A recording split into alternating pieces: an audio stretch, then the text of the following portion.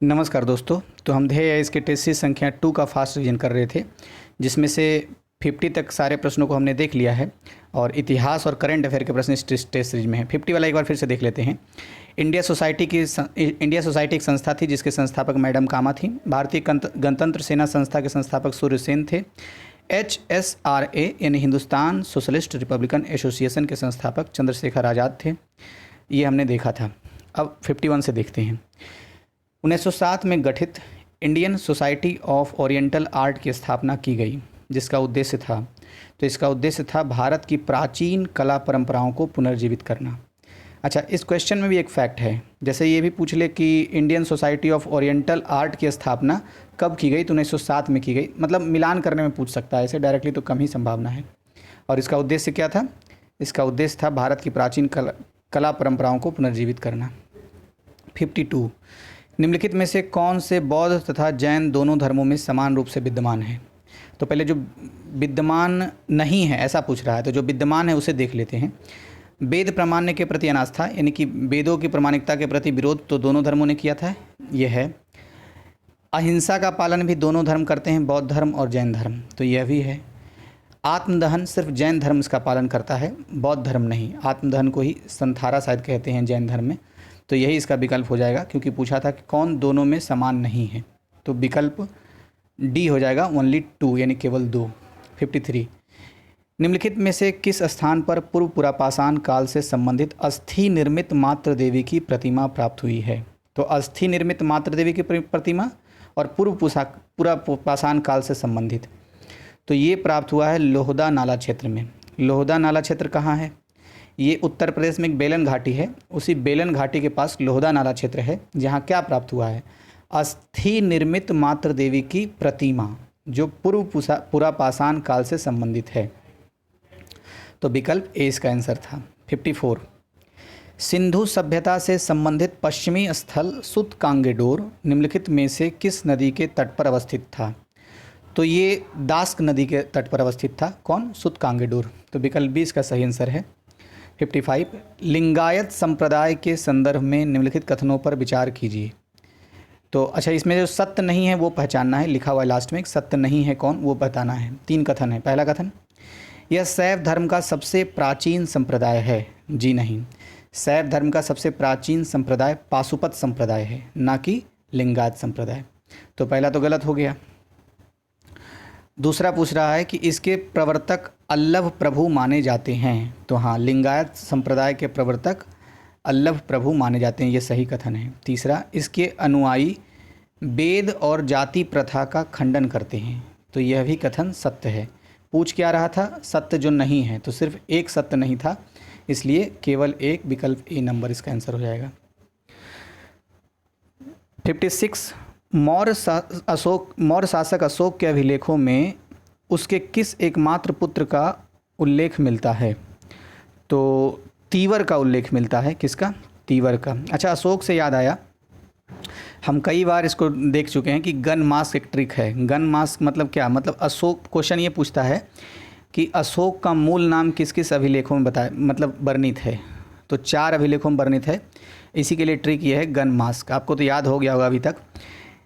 जी से है अच्छा, मास्क से तो मास्क ही है ये पहला नंबर, और एन से नेत्तूर, यू से उडेगोलम और जी से गुर्जरा। तो इस बार उल्टे से मैं बताया हूँ, गुर्जरा, उडेगोलम, नेत्तूर और मास्की, ये 4 ऐसे अभिलेख हैं, शिलाभिलेख, जहाँ पर अशोक के मूल नाम लिखे वर्णित हैं। 57, मोहम्मद बिन तुगलक द्वारा क्रियान्वित निम्नलिखित सुधारों का कालक्रम में व्यवस्थित कीजिए।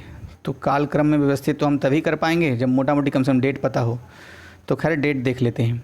सांकेतिक मुद्रा का प्रचलन 1329 ईस्वी में हुआ था, और राजधानी का परिवर्तन 1326 से 27 के बीच में हुआ है, जबकि द्वाब कर में वृद्धि जो हुआ था वो 1325 ईस्वी में, और खुरासान और कराचील अभियान ये 1330 से 31 में हुआ था।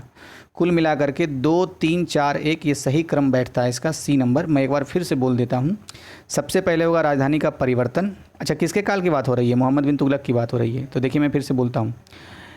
सबसे पहले हो जाएगा राजधानी का परिवर्तन, उसके बाद द्वाब कर में वृद्धि, और तीसरा जो एक्शन था इनका खुरासान और कराची अभियान, और चौथा सांकेतिक मुद्रा का प्रचलन। यानी कि सांकेतिक मुद्रा का प्रचलन सबसे लास्ट में आया और सबसे पहले क्या आया, राजधानी परिवर्तन। तो विकल्प सी इसका सही आंसर है। अब 58, मध्यकाल में कृष्ण भक्ति को लोकप्रिय बनाने के उद्देश्य से निम्नलिखित में से किसने 8 कवियों के समूह अष्टछाप की स्थापना की। तो अष्टछाप की स्थापना की थी विट्ठल नाथ ने। विकल्प सी इसका सही आंसर है। अच्छा, ये कृष्ण भक्ति परंपरा से संबंधित है, ये भी ध्यान रखना है। 59, 19वीं शताब्दी में ब्रिटिश शासकों द्वारा पारित लेक्स लॉकी अधिनियम 1850 का विरोध भारतीय राष्ट्रवादियों ने निम्नलिखित में से किस कारण से किया था। तो ब्रिटिश सरकार द्वारा एक लेक्स लॉकी अधिनियम लाया गया था 1850 में। तो भारतीय राष्ट्रवादी लोगों ने इसका विरोध किया। क्यों किया था? क्योंकि यह अधिनियम धार्मिक रूपांतरण को मजबूत बना रहा था। मतलब इसमें यह था ना कि जो मतलब धर्म अगर कोई परिवर्तन करता है, हिंदू धर्म का लोग भी, ईसाईयत को बढ़ाने के लिए था, तो उसके जो पैतृक संपत्ति हैं उसमें कोई कमी नहीं आएगी, उसको पैतृक संपत्ति का अधिकार मिलेगा ही मिलेगा। ये लाया गया था, इसीलिए राष्ट्रवादी लोगों ने विरोध किया। मतलब राष्ट्रवादियों का आरोप था कि इसके कारण हिंदू धर्म के लोगों को ईसाई में परिवर्तित कर दिया जाएगा। 60 नंबर क्वेश्चन देखते हैं। होम रूल आंदोलन के दौरान मजिस्ट्रेट की अदालत में निम्नलिखित में से किसके नेतृत्व में वकीलों के समूह ने बाल गंगाधर तिलक की ओर मुकदमा लड़ा था। तो होम रूल आंदोलन के दौरान बाल गंगाधर तिलक के ओर से मुकदमा जो लड़ा था, उनका नाम है मोहम्मद अली जिन्ना। मोहम्मद अली जिन्ना ने लड़ा था, ऐसा ही व्याख्या में दिया हुआ था। 61, निम्नलिखित को उनके कालक्रम अनुसार व्यवस्थित कीजिए। तो कालक्रम तो डेट याद रहने से ही हो पाएगा। तो वायुसेना में हड़ताल 20 फरवरी 1946 को हुआ था। कैबिनेट मिशन का आगमन, ये तो सबको पता होगा, 24 मार्च 1946 को। प्रत्यक्ष कार्रवाई दिवस 16 अगस्त 1946 को। तो ऐसे भी याद रखने से ना एलिमिनेट हो सकता है। जैसे अगर किसी को पता हो कि पहले कैबिनेट मिशन आया, फिर बाद में प्रत्यक्ष कार्रवाई दिवस हुई थी, तो वैसे तो 16 अगस्त 1946 को प्रत्यक्ष कार्रवाई दिवस ये मुस्लिम लीग ने किया था। उसके बाद नौसेना में विद्रोह, तो 19 फरवरी 1946 को नौसेना में विद्रोह हुआ था। तो कुल मिलाकर के क्या हो गया, क्या इसका क्रम बनेगा? सारी घटना 1946 की ही है, लेकिन सबसे पहले जो इसका बनेगा वो 4 नंबर, क्योंकि 19 फरवरी को है, नौसेना में विद्रोह हुआ। और दूसरा में बनेगा वायुसेना में हड़ताल। तो पहले नौसेना में विद्रोह, फिर वायुसेना में हड़ताल, 19 और 20, तो एक दिन का है फ़र्क। तो ऐसे भी याद रख सकते हैं, पहले नौसेना कहाँ होता है, समुद्र में, और वायुसेना हवा में। तो पहले नौसेना पहले जल में हुआ विद्रोह एक तरीके से, और फिर वायुसेना में हड़ताल हुआ। तो ऐसे भी याद रख सकते हैं। तो पहले 4, फिर 1, फिर 2, क्योंकि पहले कैबिनेट मिशन आया और फिर प्रत्यक्ष कार्रवाई दिवस बनी। तो ठीक है, ये विकल्प ए नंबर इसका सही आंसर हो जाएगा। वैसे 62, धौलावीरा के संबंध में निम्नलिखित कथनों में से कौन से असत्य हैं। तो पहला कथन देखते हैं, यह हड़प्पा सभ्यता की भारत में स्थित दूसरी सबसे बड़ी बस्ती है। तो ये तो असत्य नहीं है, सत्य ही है। ये धौलावीरा जो है ना, भारत में स्थित दूसरी सबसे बड़ी बस्ती है हड़प्पा सभ्यता की। दूसरा जो कथन है क्या है, यहाँ से शैलकृत जलकुंड का महत्वपूर्ण साक्ष्य मिला है। तो ये भी सही है, दोनों सत्य हो गया। पूछ रहा था असत्य, तो ना ही असत्य 1 है ना ही 2, इसलिए विकल्प डी इसका आंसर हो जाएगा। 63, वैदिक सभ्यता में निम्नलिखित में से किस एक देवता को नैतिक व्यवस्था का प्रधान होने के कारण ऋतस्थ्य गोपा भी कहा जाता था। तो अग्नि को ऋतस्थ गोपा भी कहा जाता था, सॉरी वरुण को कहा जाता था। विकल्प सी इसका आंसर हो जाएगा। फिर से पढ़ देता हूँ, वैदिक सभ्यता में निम्नलिखित में से किस एक देवता को नैतिक व्यवस्था का, नैतिक यानी मोरालिटी, नैतिक व्यवस्था का प्रधान होने का कारण ऋतस्थ गोप भी कहा जाता था। तो वरुण को कहा जाता था। विकल्प सी इसका आंसर है। 64, निम्नलिखित युग्मों में से कौन सा एक सही सुमेलित नहीं है। ग्रंथ है और लेखक है, तो जो सही सुमेलित है पहले उसे देख लेते हैं। लिखा है बृहत संहिता, वराहमिहिर इसके लेखक हैं। बुद्धचरित इसके लेखक अश्व घोष हैं। पंचतंत्र विष्णु शर्मा इसके लेखक हैं।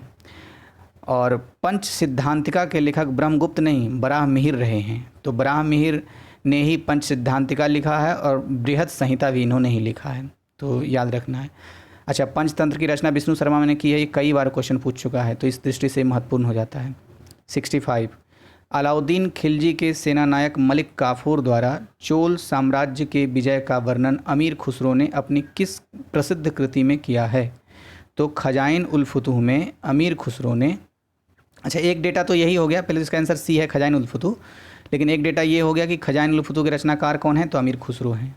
इसमें क्या वर्णित है, अलाउद्दीन खिलजी के जो सेना नायक था मलिक काफूर, उसके द्वारा जो चोल साम्राज्य पर विजय प्राप्त किया गया, उसका वर्णन इसमें मिलता है। अच्छा, इतिहास में चोल साम्राज्य किस लिए प्रसिद्ध है, आपको याद आ ही गया होगा। मेरा इशारा एकदम बिल्कुल वही है जो आप सोच रहे हैं, पंचायती राज के रूप में इसकी ख्याति है, लोकल गवर्नेंस के रूप में। 66 सूची 1 और सूची 2। हल्दी घाटी का युद्ध किसके समय में हुआ था, अकबर के समय में हुआ था, यानी एक का बी हो जाएगा। अच्छा, उसके बाद बिलग्राम का युद्ध, बिलग्राम का युद्ध किसके किसके बीच में हुआ है, हुमायूं के समय में हुआ है, हुमायूं और इसके बीच में शेर शाह सूरी के बीच में हुआ है।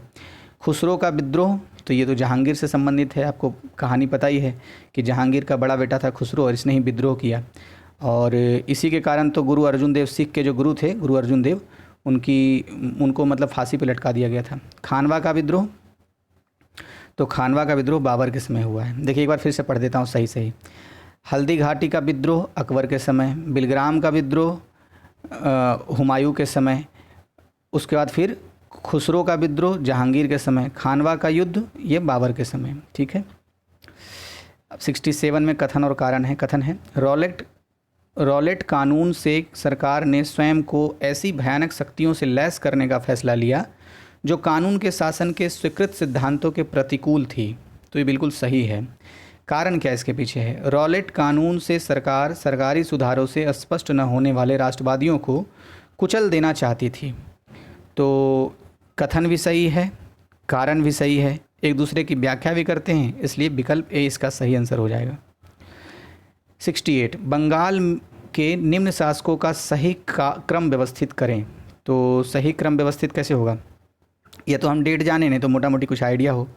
तो देखिए सबसे पहले मुर्शिद कुली खां थी, ये तो लगभग सबको पता होगा, लेकिन मुर्शिद कुली खां के बाद सुजाउद्दीन था, ध्यान रखिएगा सुजाउद्दीन बोल रहा हूँ, और उसके बाद आया अलीवर्दी खां, और सबसे लास्ट में आया नहीं उसके बाद आया था सरफराज खां, उसके बाद सबसे लास्ट में अलीवर्दी खां आया था। देखिए मैं फिर से बोलता हूँ, सबसे पहले मुर्शिद कुली खां, फिर सुजाउद्दीन, उसके बाद सरफराज खां, फिर अलीवर्दी खां।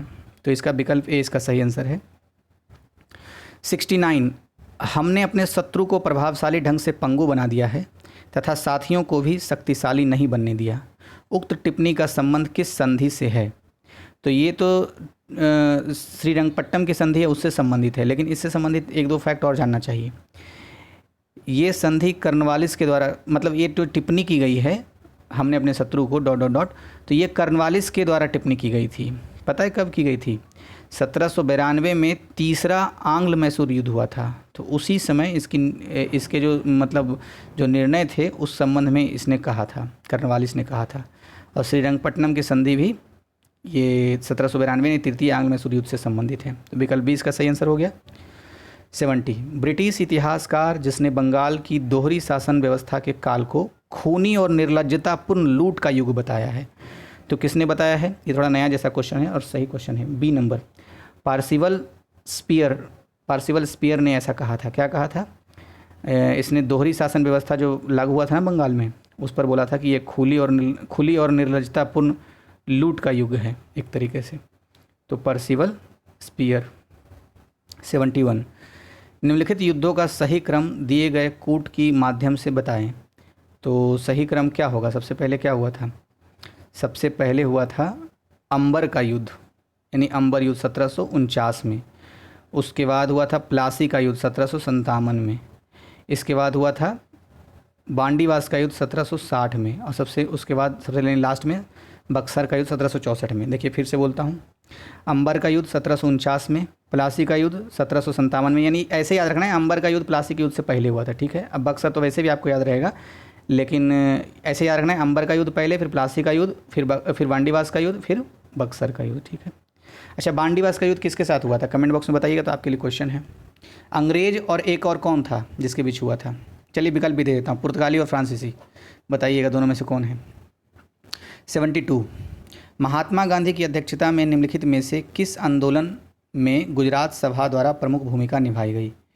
तो खेड़ा कृषक आंदोलन जो हुआ था ना, उसी में महत्वपूर्ण भूमिका निभाई गई थी गुजरात सभा। दरअसल गुजरात सभा का गठन किया गया था खेड़ा कृषक आंदोलन के तहत, और इसी में सरदार वल्लभ भाई पटेल और इंदुलाल याग्निक ये लोग थे, इन्होंने ही मतलब एक तरीके से आंदोलन बढ़िया से किया तो सफल हुआ था ये। अच्छा, एक क्वेश्चन बार बार आता है, बहुत कन्फ्यूजन होता है इसमें, सबसे पहले क्या हुआ था, अहमदाबाद आंदोलन की खेड़ा कृषक आंदोलन? सबसे पहले अहमदाबाद आंदोलन हुआ था, फिर ये दोनों हुआ है 1918 में ही, लेकिन एक महीने का दोनों में फ़र्क है। तो पहले हुआ है अहमदाबाद और फिर खेड़ा। खेड़ा छोटा शब्द है तो बाद में, अहमदाबाद बड़ा शब्द है तो पहले, ऐसे भी याद रखिए अगर हो सके तो। नहीं तो इसका तो महीना है, शायद मार्च में हुआ है अहमदाबाद आंदोलन और अप्रैल में हुआ है खेड़ा आंदोलन। 1918 की ही घटना है दोनों। 73 नंबर, भारतीय स्वतंत्रता संघर्ष में दत्त ब्रैडले सिद्धांत संबंधित था। तो दत्त ब्रैडले सिद्धांत साम्यवादी आंदोलन से संबंधित था, विकल्प सी इसका आंसर हो जाएगा। दरअसल दत्त ब्रैडले सिद्धांत पता है क्या था, एक दस्तावेज था, 1926 में पेश किया गया। इसमें ये बताया गया था कि कम्युनिस्ट आंदोलन जो है उसमें बदलाव की आवश्यकता है, और जिस तरीके से चल रही है वैसे चलने से काम नहीं चलेगा। तो कम्युनिस्टों यानी साम्यवादियों के आंदोलन में परिवर्तन संबंधित था दत्त ब्रैडले सिद्धांत। 74, मराठों के साथ होने वाले निम्नलिखित में से किस एक संधि को वॉरेन हेस्टिंग्स ने कागज़ का एक टुकड़ा मात्र कहा है? तो कागज़ का एक टुकड़ा कहा था पुरंदर की संधि को। पुरंदर की संधि हुई थी पेशवा माधवराव, नारायण राव और ब्रिटिशर्स के बीच में हुआ था 1776 में। 75, निम्नलिखित में से कौन सा एक समाचार पत्र पंडित मदन मोहन मालवीय द्वारा वर्ष 1909 में प्रारंभ किया गया था? तो मदन मोहन मालवीय ने लीडर समाचार पत्र का प्रकाशन किया 1909 से, विकल्प डी इसका आंसर है। 76 में विद्रोह और नेता है, जो सही सुमेलित है उसे देखना है, तो तीनों सही सुमेलित है, मैं पढ़ देता हूँ। रामोसी विद्रोह चित्तूर सिंह के नेतृत्व में हुआ था, खासी विद्रोह तीरथ सिंह के नेतृत्व में हुआ था, संथाल विद्रोह सिद्धू और कान्हू के बीच में के नेतृत्व में हुआ था। अच्छा, संथाल विद्रोह के बारे में एक चीज़ और याद रखिएगा, 1857 में हुई थी क्रांति, उससे एक साल पहले की घटना है ये, 1855 और 1856 के बीच में संथाल विद्रोह, ठीक है, विकल्प डी इसका आंसर था। 77, निम्नलिखित में से कौन सा एक 1945 में शिमला सम्मेलन की असफलता का एक प्रमुख कारण था? तो असफलता का प्रमुख कारण था जिन्ना का यह आग्रह कि कार्यकारी परिषद के सभी मुस्लिम सदस्य मुस्लिम लीग द्वारा ही मनोनीत किए जाएं, ये उसकी असफलता का कारण था। जबकि कांग्रेस ने क्या किया, उन्होंने बोला मुस्लिम लोग रहने देते, उन्होंने अपने मुस्लिम सदस्यों को भेज दिया था अपनी तरफ से। अब देखिए 78, सूची 1 को 2 से मिलाना है, संस्था और संस्थापक फिर से आ गया। तो प्रार्थना समाज के संस्थापक कौन है? महादेव गोविंद रनाडे। नामधारी आंदोलन के संस्थापक कौन हैं? तो नामधारी आंदोलन के संस्थापक हैं, अच्छा इधर मैंने टिक लगाया है शायद, नामधारी आंदोलन के संस्थापक है राम सिंह। हिंदू कॉलेज के संस्थापक हैं एनी बेसेंट, और हिंदू कॉलेज के संस्थापक हैं डेविड हेयर, और सेंट्रल हिंदू कॉलेज के संस्थापक एनी बेसेंट है। फिर से बोलता हूँ, प्रार्थना समाज के संस्थापक हैं महादेव गोविंद रनाडे, एमजी रनाडे के नाम से याद रखिए। नामधारी मूवमेंट के फाउंडर रहे हैं कौन? राम सिंह। और हिंदू कॉलेज के बारे में पूछा जाए तो हिंदू कॉलेज डेविड हेयर, और central Hindu college Annie Besant.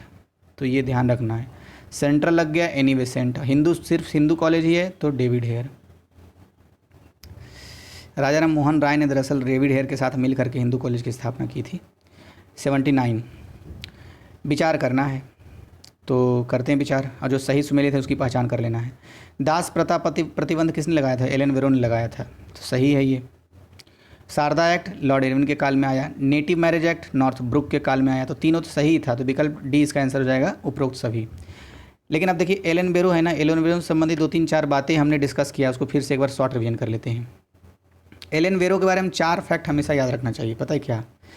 एक तो सबसे इंटरेस्टिंग फैक्ट जो मुझे याद रहता है, संडे को जो छुट्टी होती है ना, तो संडे को छुट्टी 1843 से इसी एलन वेरो के समय काल से शुरू हुई है, 1843 से संडे की छुट्टी, ठीक है। दूसरा फैक्ट ये है, 1843 में ही सिंध का विलय हो गया ब्रिटिश भारत में, एलन वेरो के समय ही। और 1843 के आसपास ही, 1843 के आसपास बोल रहा हूँ, 1843 में नहीं, 1843 में 3 घटनाएं हुई थी। एक तो दास प्रथा का पर प्रतिबंध लगाया था एलन वेरो ने, रविवार की छुट्टी 1843 से संबंधित है, एलन वेरो के काल में ही। सिंध पर विजय भी एलन वेरो के काल में 1843 से संबंधित है। जबकि फर्स्ट अफगान युद्ध जो हुआ है, ब्रिटिशर्स अफगान युद्ध, ये भी एलन वेरो के काल में हुआ था। 4 फैक्ट ये हो गया। अच्छा अच्छा, एक चीज़ और है, फैक्ट है, कहीं क्वेश्चन देखा था मैंने।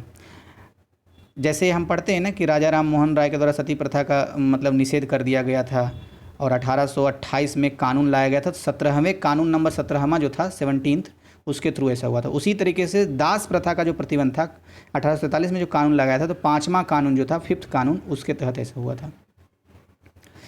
तो इसका आंसर क्या हो गया? D, all of the above, मतलब कि उपरोक्त सभी।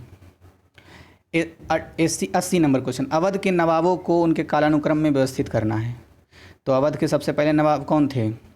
शहादत खां, तो सबको याद होगा क्योंकि इन्होंने ही अवध की स्थापना की थी, और सबसे पहले शहादत खां के समय में अवध की राजधानी कहाँ था? फैजाबाद। तो दो तो पहले हो जाएगा, लेकिन 2 से 3 विकल्प हैं, तो अभी देखते हैं फिर आगे। उसके बाद फिर हो जाएगा सफदर जंग, शहादत खां के बाद सफदर जंग, तो 2 के बाद 4, और इसके बाद हो जाएगा शुजाउद्दौला, सबसे लास्ट में आसफ़ुद्दौला। तो आसफ़ुद्दौला लास्ट में है, शहादत खां पहले है, ऐसे करके भी याद रख सकते हैं। विकल्प बी ए इसका आंसर हो जाएगा। 81 संगठन है और स्थापना वर्ष है। तो देखिए मित्र मेला, इसमें चुनना क्या है? जो सुमिलित नहीं है उसे चुनना है, तो जो सुमिलित है पहले उसे देख लेते हैं। मित्र मेला की स्थापना 1899 में हुई थी। इंडियन रिपब्लिकन आर्मी की स्थापना 1930 से हुई थी। ढाका अनुशीलन समिति की स्थापना 1904 में, जबकि नौजवान भारत सभा की स्थापना 1924 में नहीं, 1926 में हुई थी। भगत सिंह और यशपाल आदि जो लोग थे उनके द्वारा हुई थी। अच्छा, मित्र मेला जो 1899 में स्थापना हुई थी, इससे कुछ संबंधित कहानी मैंने कहा था, थोड़ा सा हिंट देता हूँ, याद करने की कोशिश कीजिएगा। अभिनव भारत और मित्र मेला संबंधित कुछ स्टोरी है, तो याद करने की कोशिश कीजिए। वैसे मैंने 2-3 बार डिस्कस किया है प्रीवियस ईयर्स हिस्ट्री के, और जो अन्य भी जो दृष्टि और क्या नाम है, जीएस वर्ल्ड, इन दोनों के जो टेस्ट सीरीज मैंने किए हैं ना, उसमें डिस्कस किया है कहीं पे। 82 सविनय अवज्ञा आंदोलन की समाप्ति के पश्चात अप्रैल 1936 में किस एक की स्थापना लखनऊ में की गई? तो ऑल इंडिया किसान सभा, अखिल भारतीय किसान सभा की स्थापना की गई थी, और इसकी पहली अध्यक्षता सहजानंद सरस्वती ने किया था। तो ये भी बात याद रखना है। विकल्प 20 का सही आंसर। 83 पहला कथन है, और जो असत्य है उसका चुनाव करना है। तो देखिए पहला लिखा हुआ है, श्रीमती एनी बेसेंट ने स्वामी दयानंद सरस्वती के संबंध में कहा था कि वे पहले व्यक्ति थे जिन्होंने कहा था कि भारतीय भारतवासियों के लिए हैं। तो असत्य चुनना है। तो असत्य कौन है इसमें? इसमें तो पहला नंबर तो सत्य ही है। दूसरा नंबर देखते हैं, आर्य समाज द्वारा वर्ष 1822 में गायों की रक्षा हेतु गौ रक्षणी सभा की स्थापना की गई। अब देखिए, अब इससे ना ऐसे ही पता चल जाएगा, थोड़ा सा गौर करेंगे तो अपने पता चल जाएगा दूसरा नंबर गलत है। पता कैसे? जब 1875 में आर्य समाज की स्थापना हुई थी, तो 1822 में उन्होंने वो कुछ कैसे कोई घटनाक्रम करेंगे, तो इसलिए गलत हो गया। 1882 में गौ रक्षणी सभा की स्थापना हुई थी आर्य समाज द्वारा, लेकिन 1822 में नहीं, 1882 में। और 1875 में आर्य समाज की स्थापना दयानंद सरस्वती के नेतृत्व में हुआ था। तो असत्य कौन सा हो गया? 2 नंबर, बी नंबर ऑप्शन। अब 84 निम्नलिखित को कालक्रम के अनुसार व्यवस्थित करें। बहुत कालक्रम के अनुसार क्वेश्चन पूछ रहा है भाई इसमें। तो देखिए सबसे पहले क्या आएगा? सबसे पहले मैं सही पढ़ दे रहा हूँ। सबसे पहले बंगाल विभाजन का निर्णय हुआ, उसके बाद स्वदेशी आंदोलन की योजना बनाई गई, और उसके बाद बंगाल विभाजन का प्रभावी करा दिया गया, मतलब उसका निर्णय लागू हो गया। तो पहले निर्णय, फिर स्वदेशी आंदोलन, फिर प्रभावी हो गया बंगाल विभाजन। विकल्प 20 का आंसर हो जाएगा।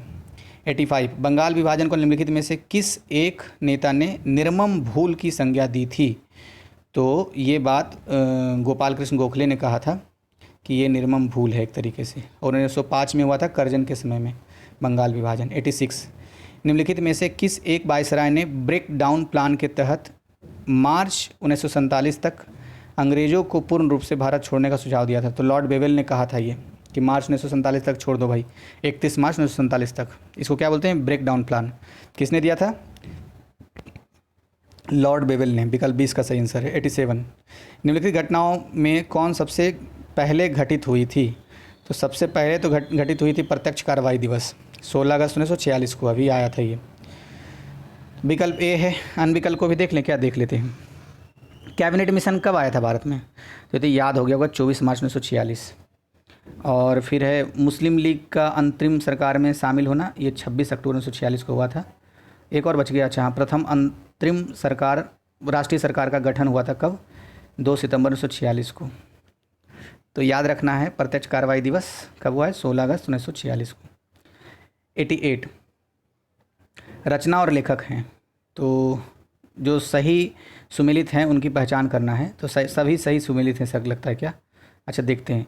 बृहद कथा कोश, बृहद कथा कोश के लेखक हैं हरिसेन, अष्टाध्यायी के लेखक हैं पाणिनि, और लीलावती के लेखक नागार्जुन नहीं हैं, भास्कराचार्य हैं।